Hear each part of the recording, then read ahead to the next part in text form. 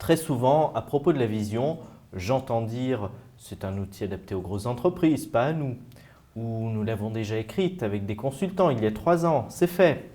Regardez nos affiches, regardez les photos du séminaire. Ou encore, notre priorité, c'est d'atteindre les chiffres.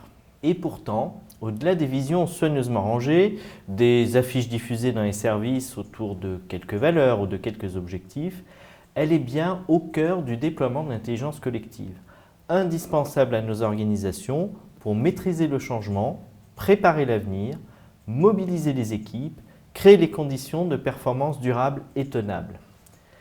Qu'est-ce que j'entends par intelligence collective?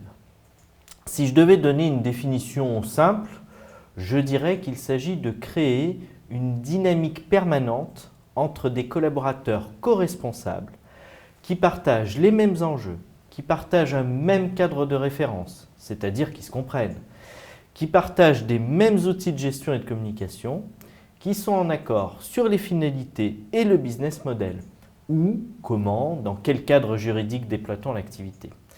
Et tout cela à travers une vision partagée. C'est ainsi que dans un environnement qui se complexifie rapidement, nous prenons conscience de l'importance d'une telle démarche. Faire face aux marchés émergents, aux nouvelles attentes clients, à un environnement réglementaire et juridique mouvant, sans créer une mobilisation individuelle et collective, sans une vision commune, comprise, partagée, me semble parfaitement illusoire. Il est aussi essentiel de passer d'une vision que j'appellerais pilule, soit une vision imposée par le seul dirigeant à l'ensemble de l'organisation et pensée par lui seul, à une vision co-construite, évolutive, qui va induire cette dynamique. Chaque collaborateur pourra ainsi situer l'enjeu en fonction de l'action à traiter et inversement. Pourquoi réaliser tel investissement? Pourquoi s'engager dans tel ou tel développement? Pourquoi réorganiser de telle ou telle manière? Quelles pratiques managériales mettre en place? Pourquoi fusionner? Etc. Et pour que la vision nourrisse l'action et que l'action nourrisse la vision, il est essentiel qu'au-delà de quelques valeurs et de quelques objectifs, elles permettent 2 choses fondamentales pour moi. D'abord, de préserver l'essentiel dans le temps, c'est-à-dire d'assurer une stabilité suffisante pour donner de la visibilité aux acteurs et de stimuler le progrès pour conduire le changement. Préserver l'essentiel, c'est se poser la question de la vocation, de la raison d'être de l'entreprise. Quelles sont les valeurs organisationnelles, culturelles ou éthiques? Veut-on décentraliser ou non? S'internationaliser? Favoriser la diversité dans les équipes? C'est s'interroger sur la traduction de ces valeurs en principes managériaux. Je veux des collaborateurs autonomes, mais est-ce que ma pratique managériale leur permet de l'être? Par exemple, est-ce que je contrôle tout? Est-ce que je délègue? Ou mieux encore, est-ce que je suis en mesure de pratiquer la subsidiarité? Soit lâcher du contrôle, faire confiance pour me centrer sur l'essentiel. Autre point, stimuler le progrès. C'est pour moi formaliser notre ambition, nos défis, c'est définir les priorités stratégiques. Quel choix fait-on dans l'allocation des ressources humaines et financières, à court, à moyen ou à plus long terme? Et quel plan d'action nous souhaitons mettre en œuvre, selon quel calendrier? Souvent aussi, les responsables me disent « Mais est-ce vraiment indispensable de construire cette vision? Combien de temps cela prend-il? Quelles sont les conditions pour qu'une vision serve vraiment l'organisation ?» Alors, est-ce utile? Oui, pour moi c'est essentiel. Sans vision, les désaccords se multiplient. L'engagement des collaborateurs s'effrite. Les meilleurs potentiels souvent quittent la structure.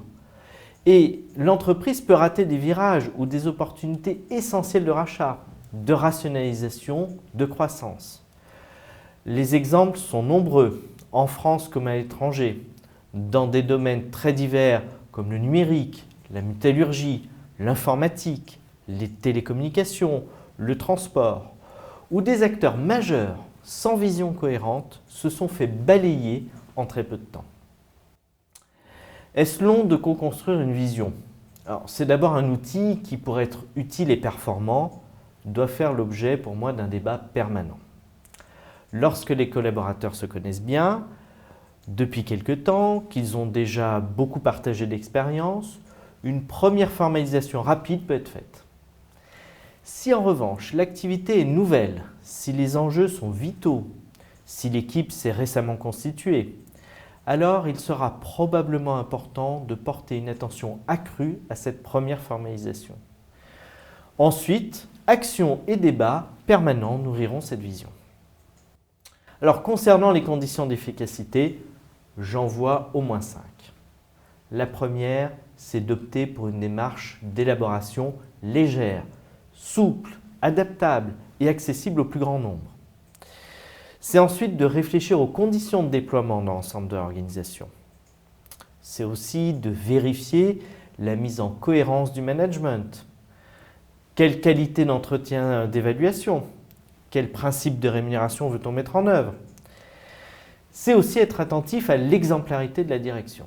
Car quelle importance accorder aux messages portés si l'encadrement lui-même ne les incarne pas? Enfin, il s'agit de s'assurer que tout cela se fait avec l'engagement de tous les acteurs du changement, du comité de direction jusqu'au management de proximité, en passant par tout le management intermédiaire.